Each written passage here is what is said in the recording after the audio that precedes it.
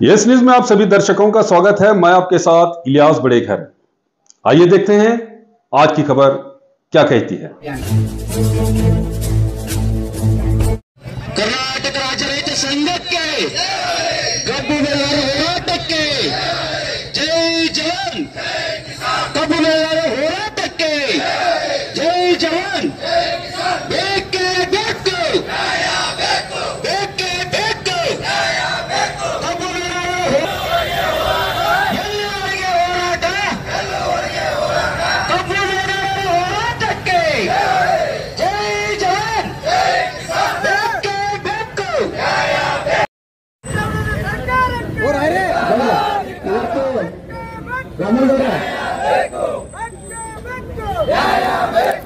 ಇವತ್ತು ಈ ನಮ್ಮ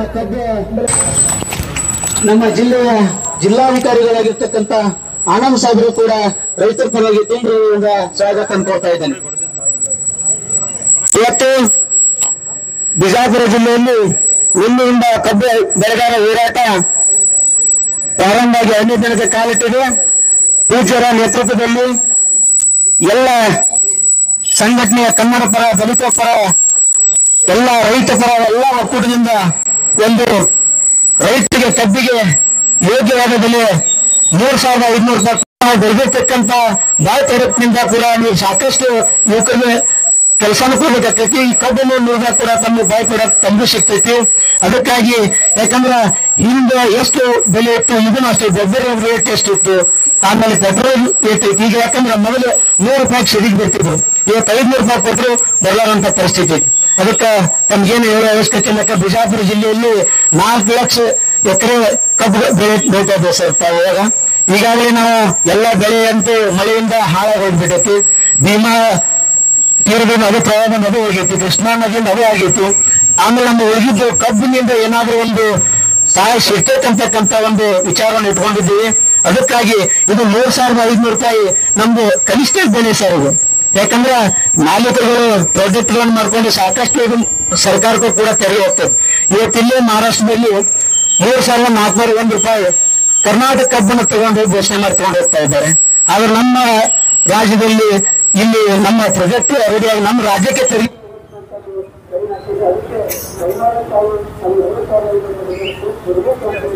ರಾಜ್ಯದಲ್ಲಿ ವಿಜಯಪುರ, ಬಾಗಲಕೋಟ್ ಮತ್ತು ಇನ್ನಿತರ ಕಡೆ ರೈತರು ಕಬ್ಬಿನ ಬೆಳೆಗೆ ಇವತ್ತು ಬೆಳೆಗೆ 3,550 ರೂಪಾಯಿ ಏನು ಕೇಂದ್ರ ಸರ್ಕಾರ ಇದು ಮಾಡಿದೆ. ಅದ್ರ ಜೊತೆಗೆ ಏನು ಅಲ್ಲಿ ಕಟಾವು ಮಾಡುವಂಥದ್ದು, ಟ್ರಾನ್ಸ್ಪೋರ್ಟೇಷನ್ನು ಇದೆಲ್ಲವನ್ನ ಕೊಂಡು ಸುಮಾರು 4,600 ರೂಪಾಯಿ ಆಗ್ತದೆ.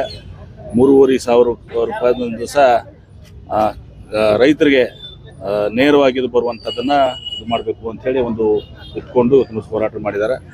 ಇವತ್ತು ರಾಜ್ಯ ಸರ್ಕಾರ, ನಮ್ಮ ಮುಖ್ಯಮಂತ್ರಿಗಳು, ನಾವು ರೈತರ ಪರವಾಗಿದ್ದೀವಿ. ಹಿಂದೇನೂ ಕೂಡ ಕಬ್ಬು ಬೆಳೆಗಾರರ ಸಲುವಾಗಿ ಪ್ರಕಾಶ್ ಹುಕ್ಕೇರಿ ಅವರು ಸಚಿವರಿದ್ದಾಗ, ಸಕ್ಕರೆ ಕಬ್ಬು ಸಚಿವರಿದ್ದಾಗ ಸುಮಾರು 350 ರೂಪಾಯಿ ನಾವು ಬೆಂಬಲ ಬೆಲೆ ಕೊಟ್ಟಿದ್ದು ಮಾಡಿದ್ವಿ. ಮತ್ತು ಈಗಲೂ ಕೂಡ ನಮ್ಮವರೇ ಇದ್ದಾರೆ ಸಚಿವರು, ಶಿವಾನಂದ ಪಾಟೀಲ್ ಇದ್ದಾರೆ, ಶುಗರ್ ಮಿನಿಸ್ಟ್ರು. ನಾಳೆ ಕ್ಯಾಬಿನೆಟ್ ಕೂಡ ಇದೆ.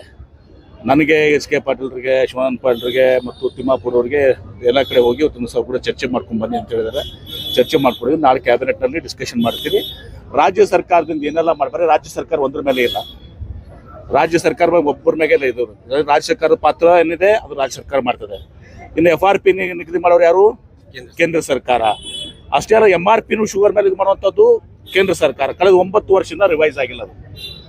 ಆಮೇಲೆ ಇನ್ನೊಂದು ನಿಮ್ಮ ಎಥನಾಲ್ನು ಕೂಡ, ನಾವು ಎಥನಾಲ್ ಬಗ್ಗೆ ಮಾತಾಡ್ತೀವಿ. ಎಥನಾಲ್ ಬಗ್ಗೆ ಕೇಂದ್ರ ಸರ್ಕಾರ ಭಾಳಷ್ಟು ಒತ್ತಡವನ್ನು ಕೊಡ್ತಾ ಇತ್ತು. ಆದರೆ ಅದನ್ನು ಖರೀದಿ ಮಾಡ್ತಾ ಇಲ್ಲ 100%. ಯಾರ್ಯಾರು ಶುಗರ್ ಫ್ಯಾಕ್ಟ್ರೀಸ್ ಇದು ಮಾಡಿ ಎಥನಾಲ್ ಪ್ರೊಡ್ಯೂಸ್ ಮಾಡ್ತಾರೆ 100ನಲ್ಲಿ 40% ಅಷ್ಟೇ ಮಾಡ್ತಾ ಇದ್ದಾರೆ.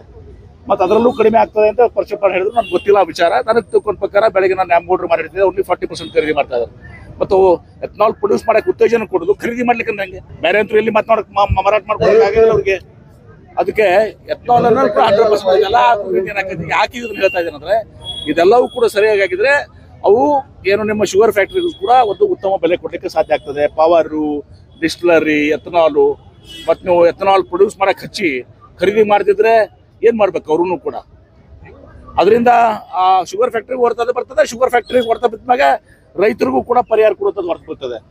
MRP ಕೂಡ ರಿವೈಸ್ ಆಗಬೇಕು. ನಾವು ನಾಳೆ ಕ್ಯಾಬಿನೆಟ್ನಲ್ಲಿ ಇದರೆಲ್ಲರೂ ಕೂಡ ಚರ್ಚೆ ಮಾಡ್ತೀವಿ. ಆಮೇಲೆ ಕೆಲವೊಂದು ವಿಚಾರಗಳು ಹೇಳಿದಾರೆ, 14-15 ದಿವಸದೊಳಗೆ ಪೇಮೆಂಟ್ ಮಾಡಲ್ಲ, ತದನಂತರ ಪೇಮೆಂಟ್ ಮಾಡಿದ್ರೆ ರಾಜ್ಯ ಸರ್ಕಾರ ಅದಕ್ಕೆ ಜಿಲ್ಲಾಧಿಕಾರಿಗಳು ಇಂಟ್ರೆಸ್ಟ್ ಸಮಿತಿ ಕೊಡಬೇಕು ಅನ್ನೋ ಬೇಡಿಕೆಯನ್ನು ಕೂಡ ಇಟ್ಟಿದ್ದಾರೆ.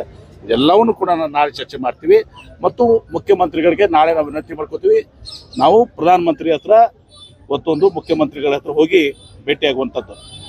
ತೂಕದಲ್ಲಿ ಕಳ್ತನ ಆಗುತ್ತೆ, ಅದೂ ಇದೆ, ತೂಕದಲ್ಲಿ ಕಳ್ತನ ಆಗೋದು, ಅದು ಈಗಾಗಲೇ ಶಿವಾನಂದ ಪಾಟೀಲ್ ಇದು ಮಾಡ್ತೀವಿ ಅಂತ ಹೇಳಿದಾರೆ, ಏನೋ ಡಿಜಿಟಲ್ ವೇಯಿಂಗ್ ಮಾಡ್ತೀವಿ ಅಂತ ಹೇಳಿದಾರೆ, ಮಾಡ್ತಾ ಇದಾರೆ, ಅವರು ಕೂಡ ಮಾಡ್ತಾ ಇದಾರೆ.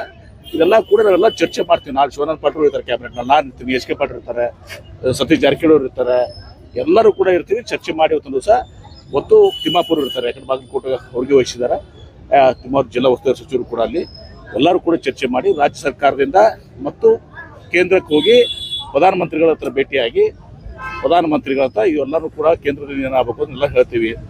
ನಮ್ಮ ವಿಜೇಂದ್ರ ಅವರು ಹೆಂಗಿದ್ರು ಕೂಡ ರಾಜ್ಯಾಧ್ಯಕ್ಷರು, BJP ರಾಜ್ಯಾಧ್ಯಕ್ಷರು ಬೆಳಗಾವಿ ಹೋರಾಟ ಮಾಡ್ತಾ ಇದ್ದಾರೆ.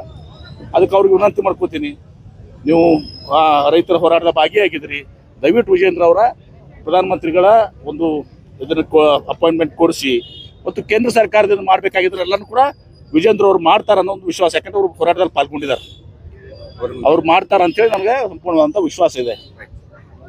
ಆ ಕೆಲಸ ವಿಜೇಂದ್ರ ಅವ್ರು ಮಾಡಬೇಕು ಅಂತೇಳಿ ನಾನು ಕೂಡ ಒತ್ತಾಯ ಮಾಡ್ತೀನಿ. ರಾಜ್ಯ ಸರ್ಕಾರ ನಮ್ಮ ಕೆಲಸವೆಲ್ಲವನ್ನು ನಾವು ಮಾಡ್ತೀವಿ. जैसा कि आप सब जानते हैं कि आप सभी का प्यार हमारे साथ कायम है, इसी तरह से हमारे इस चैनल को प्यार करते रहिए और हमारी सारी खबरों को लाइक, शेयर और सब्सक्राइब करना ना भूलिए। हमारा यही मकसद है कि आपको हर खबर जो है, जैसा है वैसा ही आपको हम दिखाते रहेंगे, ना किसी का पक्ष लेंगे, ना किसी के विरोध में जाएंगे। हमारे कदम सच के साथ।